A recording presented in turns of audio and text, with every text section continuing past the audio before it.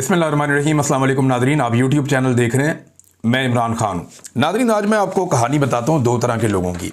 एक तरह के वो लोग हैं जो इमरान खान के साथ खड़े हैं और उन्होंने हकीकी आज़ादी के लिए कुर्बानियाँ दी हैं। यहाँ मैं 6 लोगों का नाम लेने लगा हूँ जिन्हें 9 मई के बाद गिरफ्तार किया गया, उन पर जुल्म और तशद्दुद किया गया।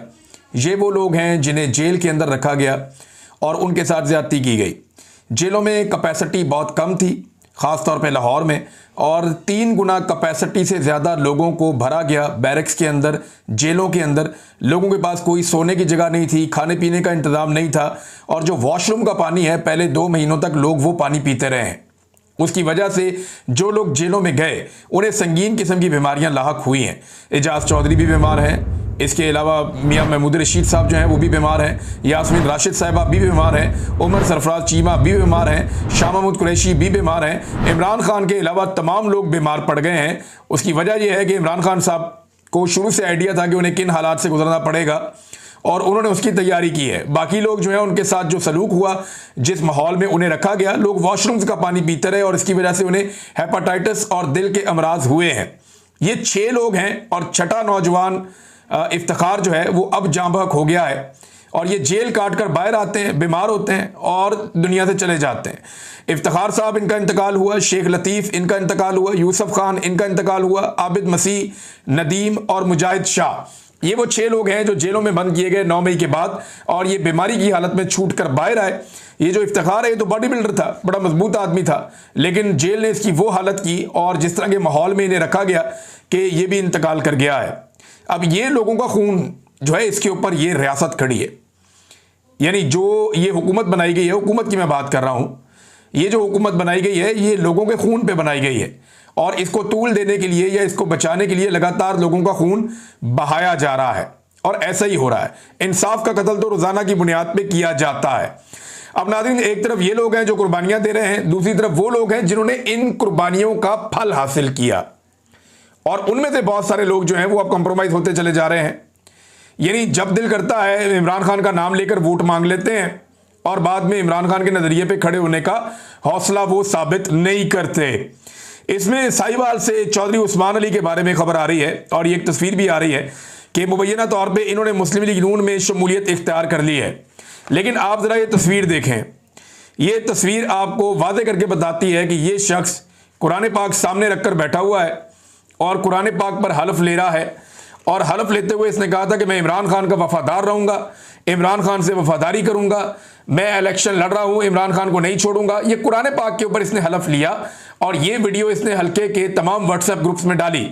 लोगों तक जब ये वीडियो पहुंची तो उन्होंने कहा जी ठीक है, ये इमरान खान का वफादार आदमी है, इसको वोट डाल देते हैं।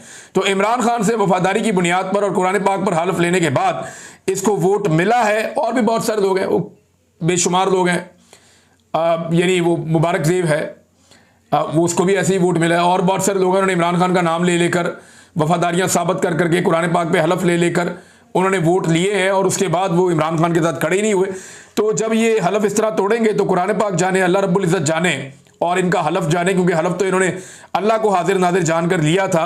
लेकिन बड़े ही कमज़ोर लोग हैं, बहुत ही बुज़दिल लोग हैं। नाज़रीन, अली अमीन गंडापुर का इम्तिहान जो है वो उसमें अभी तक पास नहीं हो सके। हुआ ये कि सूबाई हुकूमत ने फैसला किया कि जितनी तजावज़ात हैं दरियाए सवात पे वो गिरा दी जाएंगी। हालांकि परवेज़ खटक के दौर में और ANP के दौर में इन लोगों को NOC जारी किए गए थे। तो जिन लोगों ने इन होटल वालों को NOCs दिए थे उन्हें गिरफ्तार क्यों नहीं किया जाता, उनके खिलाफ कार्रवाई क्यों नहीं की जाती? जो लोग उस दौर में रिश्वत लेके पैसा लेकर चलो NOCs दे रहे थे, लेकिन NOC तो हुकूमत दे रही थी ना, तो वो जो NOCs मिले थे इन्हें ANP के दौर में और उसके बाद PTI के इब्तदाई दौर में, परवेज़ खटक के दौर में, तो उन अफसरान को भी पकड़ा जाए ना, उन्हें भी सजा दी जाए जिन्होंने NOCs दिए थे। अब गरीब होटल वालों के होटल तो गिरा दिए, वो कहते हैं जी आपने हमारे होटल गिरा दिए, ठीक है जी, पानी के रास्ते में आते हैं, आपने गिरा दिए। ये सामने अमीर हुकाम का होटल है, ये भी पानी के रास्ते में आता है। आगे प्रोजेक्ट एक जो है वो गुलाम अली का है, हाजी गुलाम अली का, वो भी पानी के रास्ते में आता है, तो आप उन्हें भी गिरा दें फिर।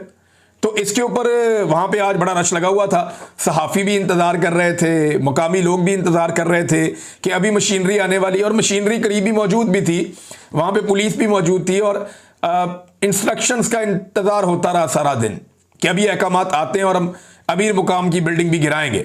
लेकिन जनाब पता चला कि शाम तक इंतज़ार करने के बाद कि किसी किस्म के अहकामात नहीं आए, और ऑफ द रिकॉर्ड जो इंतजामिया उन्होंने बताया जी कि ऊपर से ऑर्डर अभी तक हमें नहीं आए कि अमीर मुकाम का ये होटल गिराना है या नहीं गिराना। गरीब आदमी के होटल गिरा दिया बेशर्मों की तरह, और जो अमीर आदमी ताकतवर आदमी है उसका होटल नहीं गिरा पाए। या तो फिर उनके भी आप ना गिराते भाई, उनके पास भी एनओसी थे, अगर अमीर मुकाम के पास एनओसी है तो उनके आपने क्यों गिरा दिए फिर? यानी हमेशा आपने कमजोर के ऊपर ही जुल्म करना होता है, आपने अपना कानून लाके इंप्लीमेंट कमजोर के ऊपर ही करना होता है, ताकतवर को कानून के नीचे नहीं लाएंगे, जैसा कि इमरान खान साहब हमेशा कहते रहे। अब गंडापुर साहब का इम्तिहान है, अभी तक तो वो इस इम्तिहान में पास नहीं हुए, और कुछ चीजें और भी हैं जो अभी वहां पे इन्वेस्टिगेशन हो रही हैं, सहाफियों की टीमें भी काम कर रही हैं कि एक तो 8 से 10 साल पहले ये एनओसी क्यों दिए गए, दूसरा रेत और बजरी वाला जो माफिया है उसके ऊपर काम होना चाहिए। उन्होंने दरिया का पूरा रुख ही मोड़ के रख दिया। वो इस तरीके से वहां से रेत और बजरी निकाल रहा है माफिया, और पैसा बना रहा है दिन रात, कि उसकी वजह से दरिया की जो शक्ल है वो बिगड़ गई है और अब वो ज़्यादा खतरनाक हो गया है। फिर एक चीज़ मैं और गुजारिश करना चाहता हूं, जो सयाह अभी नहीं जा रहे बलाई इलाकों में वो बिल्कुल जाएं, ट्रैवल करें। मेरी बहुत सारे ऐसे लोगों से बात हुई है जो टूरिज्म इंडस्ट्री से वाबस्ता है, उनका ये कहना है कि जनाब, और मुझे पैगाम भी उन्होंने भिजवाए हैं कि हमारे बलाई इलाकों में होटल खाली हो गए हैं सिर्फ इस वाक़े को लेकर। यह वाक़या क्लाउड ब्रस्ट की वजह से मेन जो सवात का इलाका है वहां पे पेश आया था बदकिस्मती से, लेकिन जो बलाई स्वात के इलाके हैं जितने भी, तमाम सैरगाहें जो हैं वहां पे होटल खाली हैं, तमाम शाराएं खुली हैं। सिर्फ 2 चीज़ों का ख्याल रखें, एक कोशिश करें कि दिन के टाइम आप सफ़र करें, नंबर 2 अगर मूसलाधार बारिश हो रही है बहुत ज़्यादा तो उस वक्त आप थोड़ा इंतज़ार कर लें, या स्लो हो जाएं या ज़्यादा एहतियात का मुजाहरा करें। इंतज़ामिया ने सड़कें खुली रखी हैं और वहाँ पे होटलों के अंदर बहुत जगह भी है और सैरगाहें आपका इंतज़ार कर रही हैं। एहतियात के साथ जाएं और गर्मियों की छुट्टियाँ आप वहाँ पे इंजॉय करें। ये जो वाक़या पेश आए, इंतज़ामिया की गफलत भी है, और इसको इंतज़ामिया की गफलत ही कहेंगे। जो लोग दुनिया से चले गए उन्हें क्या ब्लेम करना, वो तो इंजॉय करने के लिए गए थे। तो ये इंतज़ामिया की गफलत है। उम्मीद करते हैं कि इंतज़ामिया आइंदा गफलत नहीं करेगी। बहरहाल गंडापुर साहब का देखते हैं कि वो जो मुतालबा जोर पकड़ता जा रहा है अमीर मुकाम और हाजी गुलाम अली की बिल्डिंग्स के हवाले से या उनकी ज़मीनों के हवाले से, उनके प्रोजेक्ट्स के हवाले से, इस मुतालबे के ऊपर गंडापुर साहब कुछ कर पाते हैं या नहीं कर पाते, इसको हम देख लेते हैं फर्दर। नाज़रीन, एक और ख़बर है मेरे पास, और ये खबर, पहले खबर का एक हिसाब को मैं बताता हूँ। ये पंजाब में हेल्थ से रिलेटेड है, लेकिन आप टिकटॉकर्स की बोंगियाँ चेक करें आप, ये कैसे जालिम लोग हैं, और इनको लाने वालों पे भी जो है ना वो मुझे हैरत होती है। बल्कि उन्हें शर्म आनी चाहिए जो इनको लेकर आए हैं, या उन्हें शर्म से डूब मरना चाहिए जो इन्हें लेकर आए हैं। यानी मरियम नवाज कैरी बहुत अच्छा करती है, कैरी हो रहा है, मैं तो अभी बताता हूं आपको मैं। ये देखिए जनाब के पंजाब हुकूमत ने सूबे के तमाम सरकारी अस्पतालों में जो सेहत सहूलत प्रोग्राम का बाज़ाब्ता खात्मा कर दिया, जो 2021 में उस्मान बुज़दार के दौर में, इमरान खान साहब के दौर में एक सहूलत दी गई थी कि तमाम लोगों का मुफ्त इलाज करवाया जाएगा। इसके लिए एक इंश्योरेंस स्कीम थी सेहत कार्ड के हवाले से, ये जनाब अब खत्म कर दी है। इस बारे में आपको याद होगा मरियम नवाज की एक ऑडियो भी लीक हुई थी शहबाज शरीफ के साथ कि इमरान खान के पास जो है ना ये बहुत बड़ा प्रोजेक्ट है, इससे लोगों को बहुत फायदा हुआ, लिहाजा ये प्रोजेक्ट बंद कर दें ताकि इमरान खान की पॉपुलैरिटी कम हो जाए। कैसी घटिया सोच है इस घटिया खानदान की, आपस में बातें करते हुए इनको शर्म भी नहीं आती। अब 2021 में पाकिस्तान तहरीक इंसाफ ने तमाम मरीजों को मुफ्त सेहत सहूलत फराम की थी। अब वो पंजाब हुकूमत जो मौजूदा टिकटॉकर्स की मौजूद है, उन्होंने ये सहूलत वापस ले ली है, और इसके बदले में अब कर क्या रहे हैं, इसके ऊपर डिटेल एक खबर है, वो डॉन के अंदर छपी हुई है, तमाम उसकी तफसीलात मौजूद है। लेकिन ये एक और खबर आप देखें, और ये खबर नाजरीन छपती है किसमें, ये दुनिया के अंदर छपी है, दुनिया टीवी पे, और बहुत सारी और जगहों पे भी लगी है खबर। अब तो ज़बान ज़द आम है कि जनाब जिन्ना इंस्टीट्यूट ऑफ कार्डियोलॉजी का नाम तब्दील कर दिया। ये जो जिन्ना इंस्टीट्यूट ऑफ कार्डियोलॉजी है, ये भी इमरान खान साहब के दौर में तामीर हुआ। उन्होंने ये प्रोजेक्ट शुरू किया और इसको जिन्ना के नाम से शुरू किया, कायदे आज़म मोहम्मद अली जिन्ना के नाम से। बुज़दार साहब के दौर में इसका आगाज़ हो गया था, उस्मान बुज़दार के दौर में, इमरान खान साहब तब वज़ीर आज़म थे, उनकी अप्रूवल से ये बन रहा था। निगरान हुकूमत ने भी इसका नाम तब्दील नहीं किया, इसका नाम जिन्ना इंस्टीट्यूट ऑफ कार्डियोलॉजी ही रहने दिया गया। लेकिन अब इसका नाम तब्दील करके मीडिया के मुताबिक Maryam Nawaz institute of cardiology रख दिया गया है। अंदाजा करें बेशर्मी का, अंदाजा करें ढिठाई का, अंदाजा करें खुद पसंदी का। और वो आर्मी चीफ के बारे में वो खबर दे रहा था, एक टाउट बैठा हुआ कि वो मरियम नवाज को बहुत पसंद करते हैं, और वो ये कहते हैं वो कैरी बहुत अच्छा करती है। कैरी किता जे, अंदाजा करें कायदे आज़म का नाम कैरी कर लिया है। और इनका बस चले तो ये नोट के ऊपर से कायदे आज़म का तस्वीर हटा के अपने अब्बा जी की तस्वीर लगा दें, या मियाँ शरीफ की तस्वीर लगा दें नोट के ऊपर के, जनाब यहाँ पे भी हमारा ख़ानदान होना चाहिए, क्योंकि हमारी बड़ी कुर्बानी, हमने बहुत लुटमार की है इस मुल्क के अंदर, हमने बड़ी जायदादें बनाई हैं दुनिया भर के बड़े आजमों में, हमने बहुत पैसा बनाया, हमने बहुत लुटमार की है। लिहाजा हमारे तस्वीरों के ऊपर हर जगह पे नाम होने चाहिए, नोटों के ऊपर भी हमारी फोटो होनी चाहिए, लैट्रीनों से लेकर कारपोरेशन की गाड़ियों से लेकर बड़े बड़े होर्डिंग्स तक इनकी तस्वीरें होनी चाहिए। स्कूल हो, कॉलेज हो, अस्पताल हो, मेडिकल कॉलेजेस हो, कुछ भी हो, हर जगह पे इनके नाम और इनकी शक्ल होनी चाहिए। ए कैरी किया इन्होंने, बेड़ा गर्क कर दिया पाकिस्तान की एस्टेब्लिशमेंट ने सिर्फ अपने छोटे से फायदे के लिए। और यार अपनी एक बोटी के लिए आपने पाकिस्तानियों का बकरा ज़िबा कर दिया।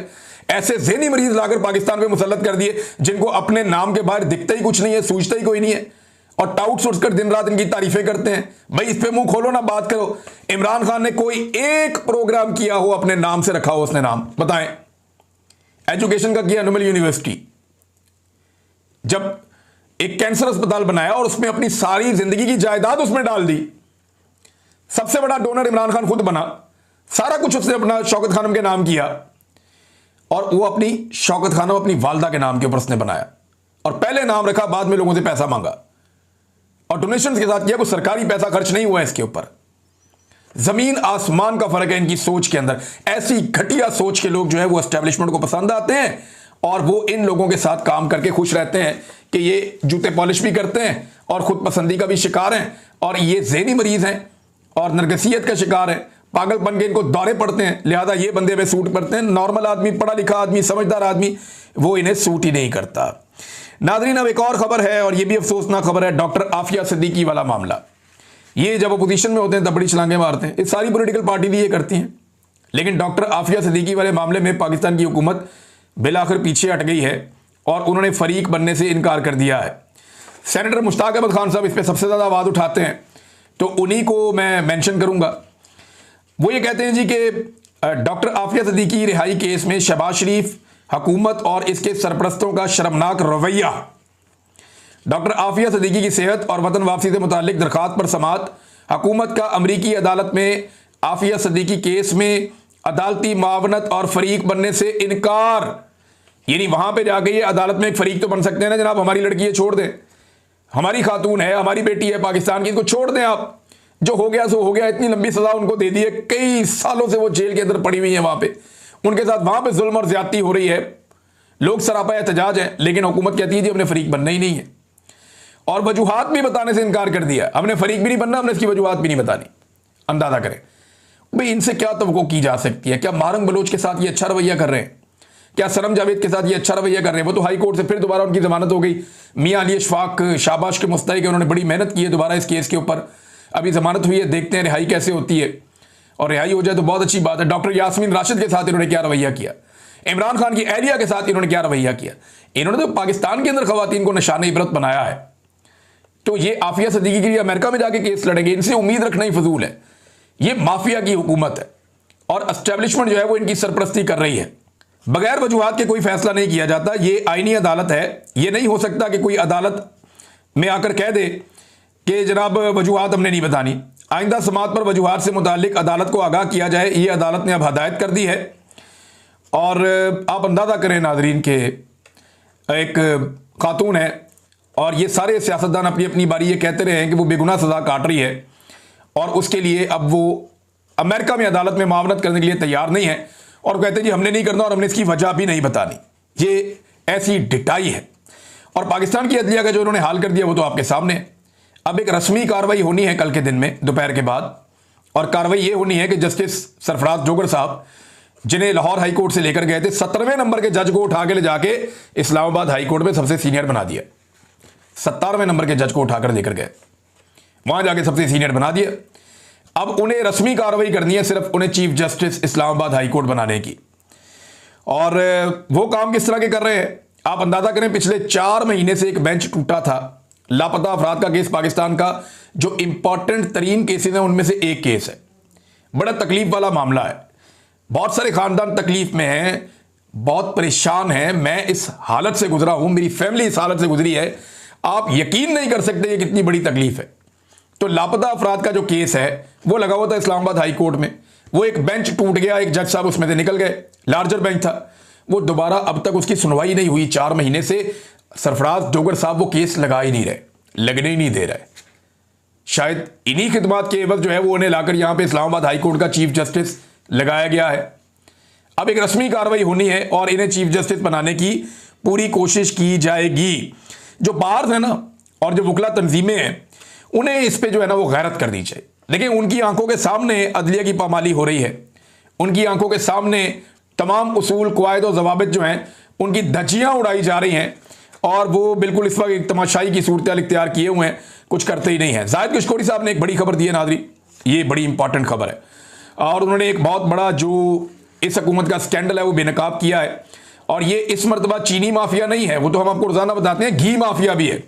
उसके बारे में उन्होंने खबर दी है कि घी माफिया आवाम की जेब पर यौमिया 2 अरब का डाका डाल रहा है।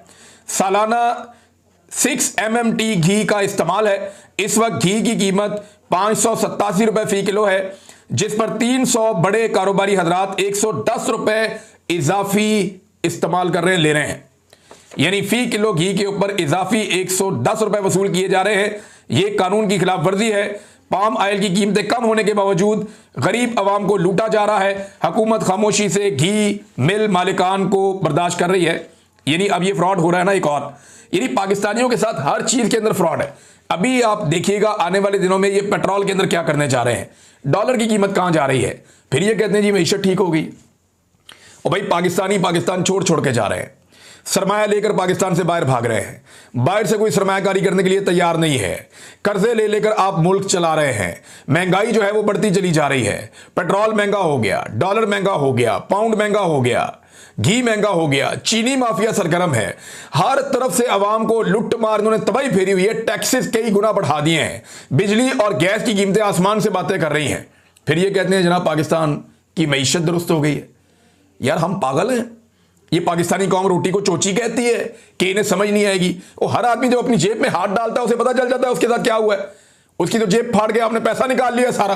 तो इन्होंने कौम को लूट भी लिया और कौम को बेवकूफ बनाने पे भी इन्होंने कमर कसी हुई है, लेकिन लोग इन्हें बताएंगे जब लोगों को मौका मिलेगा। एक और खबर नाज़रीन, और ये खबर अब आई है, बड़ी अजीबोगरीब खबर है। इससे पहले ये दावा किया गया और बहुत सारे लोगों ने ये दावा किया, बार बार ये चीजें छपी भी, कि पाकिस्तान चाइना से J-35 ये जो 5th जनरेशन के उनके नए तैयारे हैं वो लेगा, लेकिन वजीर दिफा ने इससे इनकार कर दिया। देखें अभी आर्मी चीफ ने दौरा किया अमेरिका का, और अमेरिका नहीं चाहता कि पाकिस्तान के और चाइना के दिफाई ताल्लुकात ज्यादा मजबूत हों। और उसके बाद ये खबर आती है कि पाकिस्तान शायद चाइना से ये जो 5th जनरेशन के तैयारे हैं J-35 वो ना ले। तो पाकिस्तान के वजीर दिफा ने इसकी तस्दीक भी कर दी है। ये बहुत अजीब बात है। और एक खबर मैं आपको और देता हूं नादरीन, ये बड़ी इंपॉर्टेंट खबर है, इसको आप आज ज़हन में रख लीजिएगा, इसकी तस्दीक भी हो जाएगी। एक बड़ी लिस्ट बनाई गई है ताकतवर हलकों की जानिब से, स्पेशली जो पाकिस्तान की एस्टेब्लिशमेंट है उन्होंने ये लिस्ट बनाई है। इसमें वो तमाम आवाज़ें जिनका असर रसूख मौजूद है उन तमाम की लिस्ट तैयार की गई है, और एक एक करके सबको टच किया जा रहा है इसराइल और फ़लस्तीन के मामले पर। और सबको यह कहा जा रहा है कि जनाब आलमी हालात बदल चुके हैं, आज हालात 50 साल वाले नहीं हैं, दुनिया बहुत तब्दील हो चुकी है, दुनिया के अंदर जो है ना नई फॉर्मेशंस हो रही हैं, लिहाजा अब पाकिस्तान को इसके बारे में सोचना चाहिए कि जनाब इसराइल के ऊपर हमें यही वाला मौक़िफ़ रखना है या एक नया मौक़िफ़ अडॉप्ट करना है। तो अब ये कहानियां लोगों को सुनाई जा रही और जहन साजी की जा रही है, मौलवियों की भी, मीडिया की भी, सियासतदानों की भी, जितने बड़े सोशल एक्टिविस्ट हैं उन सब की भी, जितने आर्टिस्ट हैं उनकी भी। तो बड़े पैमाने पे एक अंदरूने खाना इस वक्त कैंपेन चल रही है जो पाकिस्तान की एस्टेब्लिशमेंट चला रही है कि इस डिबेट को शुरू करवाया जाए कि इसराइल को तस्लीम किया जाए या मामला किस तरफ ले जाया जाए, क्योंकि अब वो ये सोचते हैं कि दुनिया का मंजरनामा बदल गया। और देखिए मैं पहले आपको बता चुका हूं ये कोई नई सोच नहीं है। जनरल बाजवा जब आर्मी चीफ था तो जनरल बाजवा ने कई सहाफियों से मुलाकात करके बार बार ये उनसे कहा कि आप जाएं और जाके इसराइल को तस्लीम करने के हवाले से पब्लिक ओपिनियन पे काम करें। ये जनरल बाजवा ने कहा, बार बार कहा। मैं आपको बता रहा हूं मेरे साथ डायरेक्टली लोगों ने बात की है इस बारे में, और जनरल बाजवा ये महफिलों में कहते थे बात। इमरान खान साहब के ऊपर भी ये प्रेशर था, उन्होंने ये बात मानी नहीं। बहरहाल ये अब एक नया खेल है जो शुरू हुआ है। शाम के बारे में क्लेम किया, और ये इजरायली अखबारात ने क्लेम किया है कि शाम इसराइल को तस्लीम करने वाला है और इसराइल की शराइत पर तस्लीम करने वाला है। ये जो गोलान हाइट्स है ना, ये शाम और इसराइल के बीच में एक मुतनाज़ इलाका है। वैसे ये शाम का इलाका है, इसराइल इसको लेना चाहता है इसलिए कि इसकी बड़ी स्ट्रेटेजिक अहमियत है। अगर ये गोलान हाइट्स या ये पहाड़ियाँ उन्हें मिल जाती हैं तो दिफाई नुक्ता नज़र से इसराइल पहले से काफ़ी ज़्यादा और मजबूत हो जाएगा। तो बहुत मुमकिन है कि शाम ये भी तस्लीम कर दे कि गोलान हाइट्स या उनका एक बड़ा हिस्सा वो इसराइल का हो गया और उधर जो है वो शाम है। शाम के अंदर एक कठपुतली हुकूमत बिठाई गई है और उस हुकूमत के ज़रिए से अब कोशिश की जा रही है कि अपने मकासद हासिल किए जाएं। पाकिस्तान का क्या बनेगा, ये बड़ा सवाल है। ज़हन साजी का काम जारी है, कहाँ तक पहुँचता है ये आप जहन में रखिएगा कि अब आपको बड़े बड़े मौलवी, बड़े बड़े लोग जो हैं वो इसराइल की तारीफ़ें करते हुए भी नजर आएंगे। वो आपको ये कहते हुए भी नजर आएंगे कि जनाब मुसलमानों ने अपनी हुकूमतों में यहूदी हुकूमतों के साथ बड़े ताल्लुकात रखे थे, तो पाकिस्तान को इसराइल के साथ ताल्लुकात रखने में क्या प्रॉब्लम है। आपको नए नए फतवे, नई नई सोच, नई नई चीज़ें आपको बताई जाएंगी आने वाले दिनों में या महीनों में। तो ये आप अपने ज़हन में रखिएगा। अब तक के लिए इतना ही, अपना ख्याल रखिएगा, अपने इस चैनल का भी। अल्लाह हाफ़िज़।